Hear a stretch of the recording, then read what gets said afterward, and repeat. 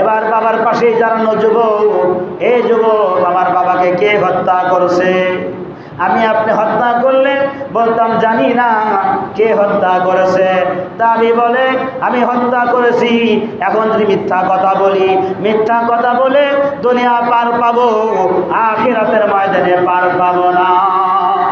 মিথ্যা কথা বলে দুনিয়া থেকে রেহাই পাওয়া যায়, মিথ্যা কথা বলে মানুষকে ফাঁকি দেওয়া যায়, কিন্তু আখিরাতের ময়দানে ফাঁকি দেওয়া যায় না।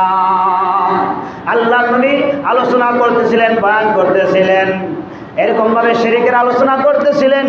এই যে মিশকাত শরীফের কিতাবের ভিতরে আছে 10টা শিরক, বড় বড় 10টা শিরক। 10টা শিরকের ভিতরে একটা হলো মিথ্যা কথা বলা যাবে না, কওলা জোর।